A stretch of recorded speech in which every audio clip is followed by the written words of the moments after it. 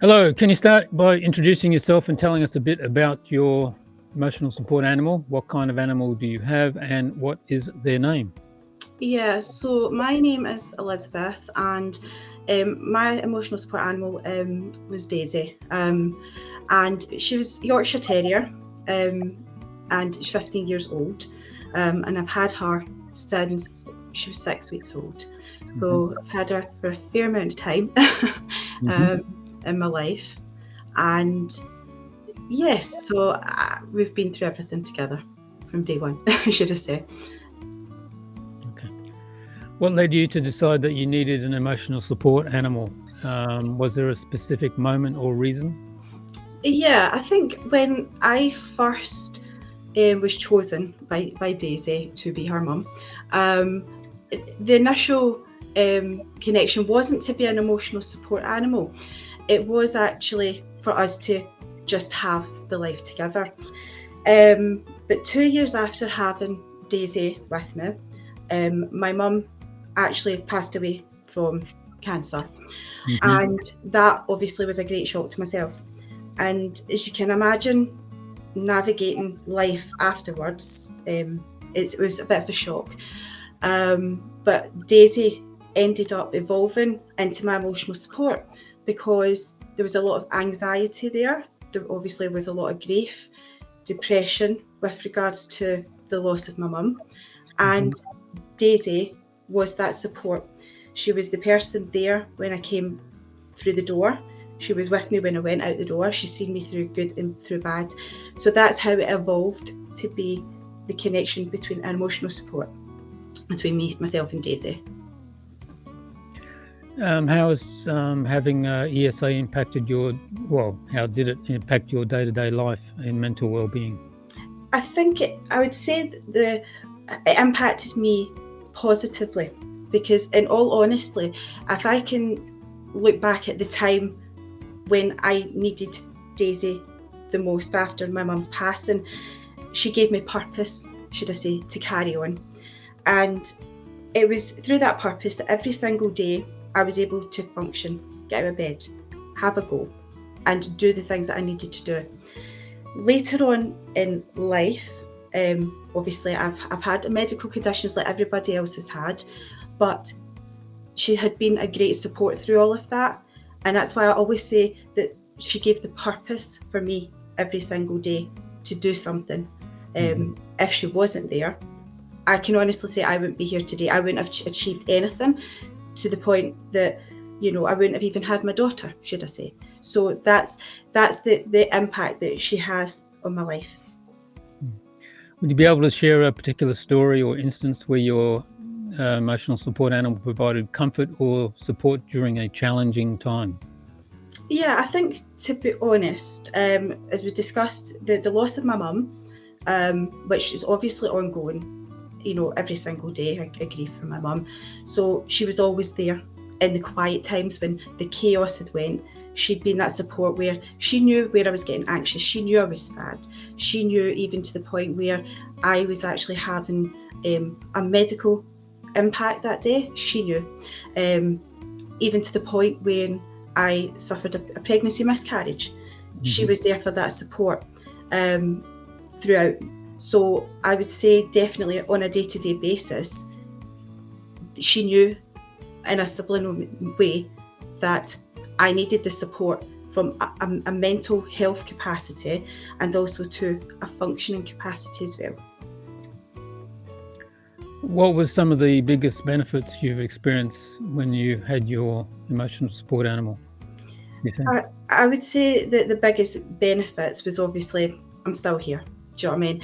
Like Mhm. if I didn't have her, as I said, I wouldn't be here today. And I would say it comes back to that word purpose.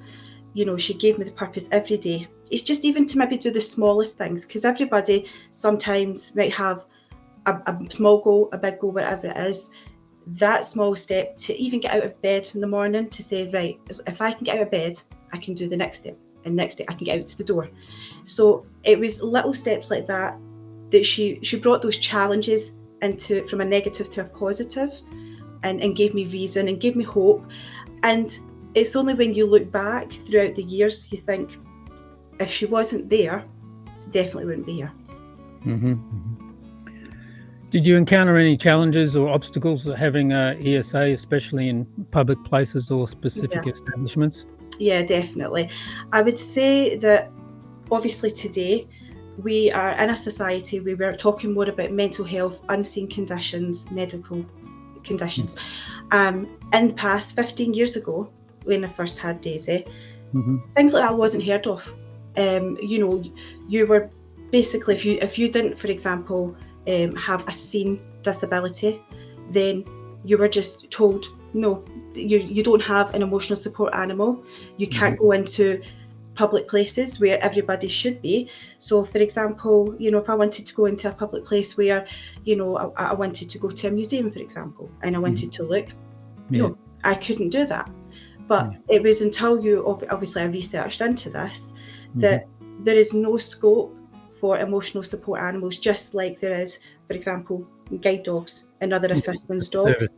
Service animals, Yeah, so it was having that constant battle of proving that those unseen disabilities, health conditions, anxieties, you name it, is an actual underlying condition there. And you shouldn't have to keep saying all the time, but I have this, I have this. It should be seen as what it is, the condition. In my case, I actually had a note, should I say, from a professional medical doctor who turned around and said that Daisy was my emotional support, but not everybody had that. It was only because I had done the research to get this note, and that was my evidence, and that was technically my key to getting into places.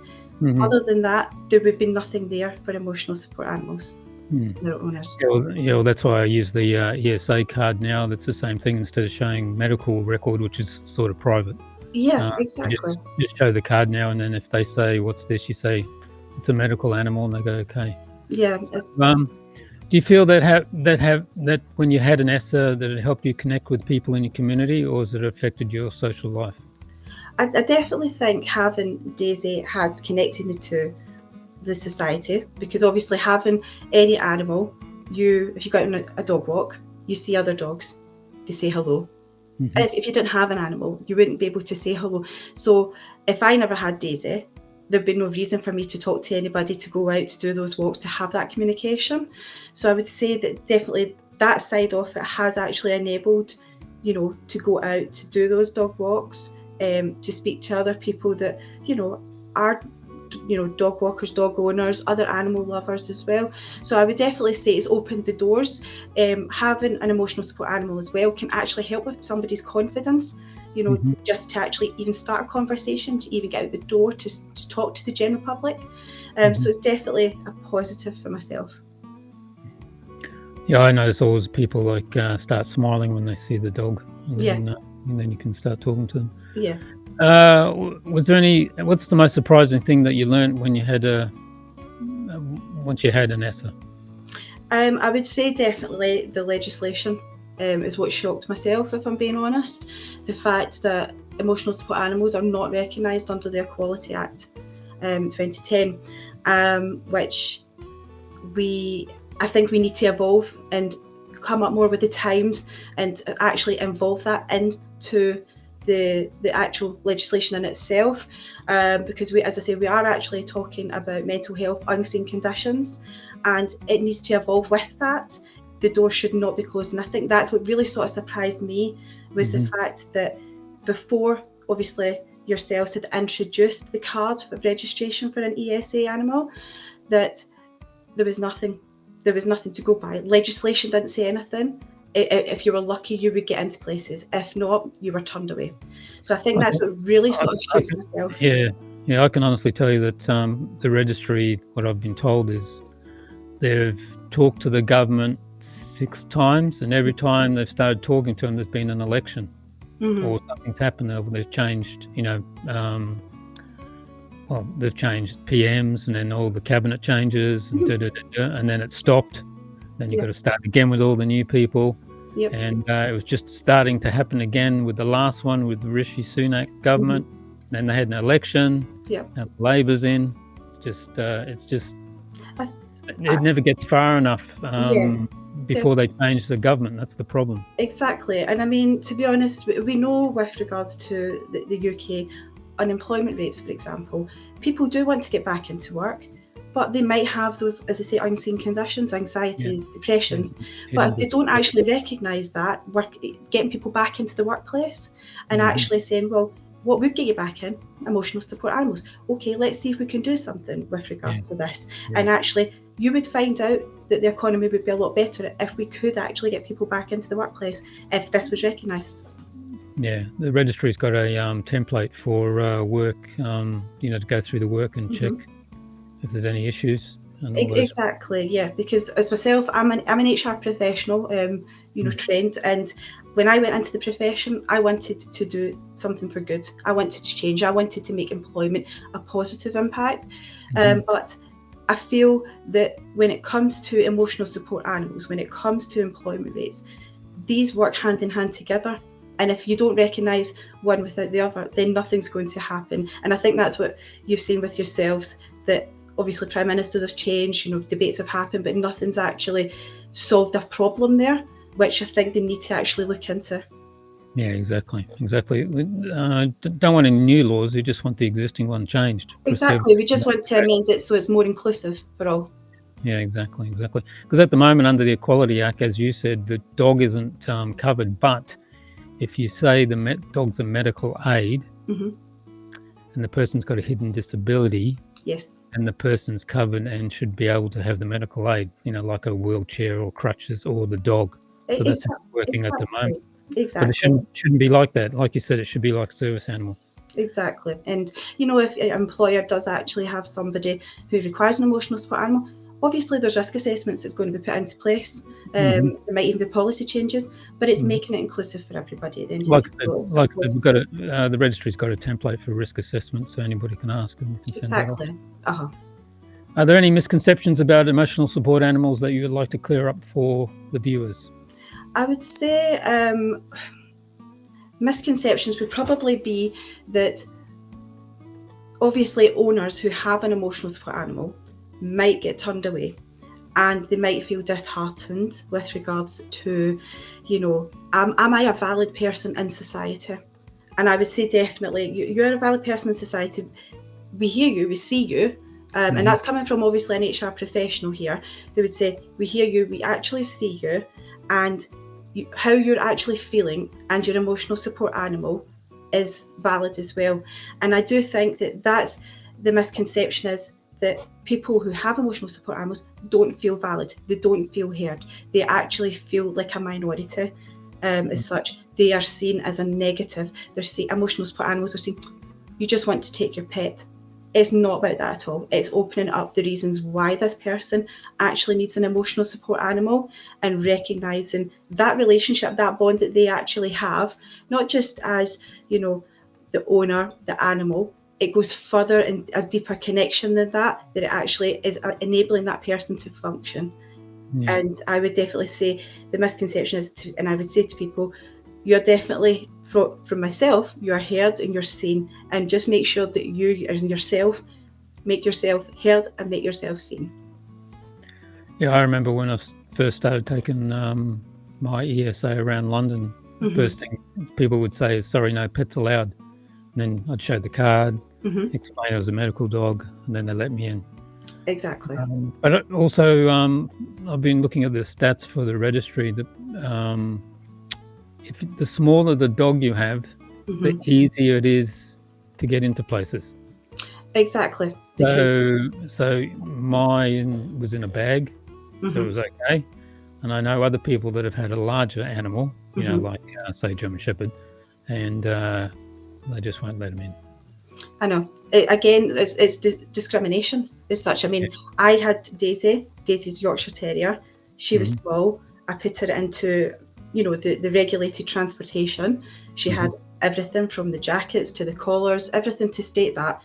And because she's small, she was told sometimes, no, you can't come in. But obviously, when I've had to argue the case, got in because she's small. But I have seen it myself, where there is somebody who has actually wanted to get into the same place as me, had exactly the same, but been told, no, exactly the same thing as yourself. You can't, it's just a pet, but being told because it's a larger animal, cannot go in. But it's the state when you think about it. You might have a guide dog who's a large dog as well. It's mostly like a Labrador. Labrador, So when you think about it, why is there a difference? Because at the end of the day, if the animal is trained and is well behaved and is providing that support, there should be no reason for exclusion. Yeah, exactly. I agree. How did your ESA help you manage specific symptoms of your disability, hidden disability or condition? I would say because my hidden disability is I actually suffer from fibromyalgia, which is sort of rooted off from stress and anxiety. So if I was to, say, get stressed or anxious about a certain situation, I would have a flare-up with fibromyalgia, which means I would barely be able to function and move. So Daisy would eliminate the stress, the anxiety, so it wouldn't get to that point for myself, even to the point where if I was to have a panic attack, she would know to calm myself down, to regulate that and bring myself back from not being in such an anxious state that it would actually sort of go to the point where I could not function, I could not get out of bed, I could not walk far. So that's how I would say Daisy actually supported me. How receptive was the businesses and service providers in the city or town towards your ESA, and did you find that certain places were more accepting than others? I would say it was on a case-to-case scenario. So for example, I could go one place, they were very accepting. Again, because Daisy was a small dog, they would turn and go, that is absolutely fine, not going to be a bother. Could go somewhere else. No, because seen as a pet. Even if I fought the case, it came on a case-to-case basis. So it was very much, if I wanted to go somewhere, I had to phone in advance to make sure I had approval. And that in itself is quite a stressful situation to be in, because it makes you automatically think that I'm not valid in society, I'm actually seen as a negative. And again, that shouldn't be the way. But that was, if I wanted to go out to public places, that was an occurrence that happened all the time. Well, I know the registry called Tesco head office, for example, and talked to them, and they just said it was up to each individual store. Exactly, and so you'd have to talk to the manager there, and then and then see if that was available, because the door person usually said no. Yeah, exactly. And I mean, it shouldn't be like that, because you could get one person in one store as a store manager saying one thing, and might be having a good day, says come on in. Whereas you might go to another store, you might get somebody that's having a bad day, you might think, well, I'm not going to let you in. So it shouldn't be on a case-to-case basis where you're having to fight this battle. And also, it also, I've found, depends on where the person culture comes from as well. So people that are not, their cultures aren't into like dogs, will definitely say no straight away. So that's exactly. A big problem. Well, so even fighting your battle there, that you are not going to be allowed to go places. So it shouldn't be the case in any situation. Did you ever travel with Daisy? I didn't actually travel out of the country with Daisy, although Daisy did have her passport to travel. But I did actually take her from Scotland to England to Wales. She was well travelled. But did you face any specific challenges doing that? No, I wouldn't say I faced any challenges at all. If I was staying in a hotel, as long as I said to them that it was an emotional support animal, some hotels would be fine, some hotels wouldn't. Some hotels would charge, some hotels wouldn't, because they would class it under a disability. So it depends who you actually got again. But again, I would say my life actually became not a battle, but fighting a cause which shouldn't have been fought at the end of the day. But it wasn't so much so that it was difficult getting from country to country. It was just if I was going to certain places like hotels, restaurants, public places of interest, it was on a case-to-case basis whether I would get in or not. What advice would you give to someone who's considering getting an emotional support animal? I would say definitely consider it. I mean, obviously, for example, we all know that you shouldn't just get a dog for Christmas, for example. But if you really need an emotional support animal, it's not just going to be for the short term, it's going to be for the long term, because they're not going to be a pet, they're going to be there to support you, they're going to be there in your family. And I would say make sure that you've considered all options before getting an emotional support animal. But once you get an emotional support animal, obviously there's going to be a bond there for life. That person is going to be, and I say person because I've seen Daisy as a human, should I say, as such, because she knew me inside out. And anybody that's going to get an emotional support animal, they're going to realise that person is going to be their right hand. Do you know what I mean? They are going to be there constantly for them through the good and the bad.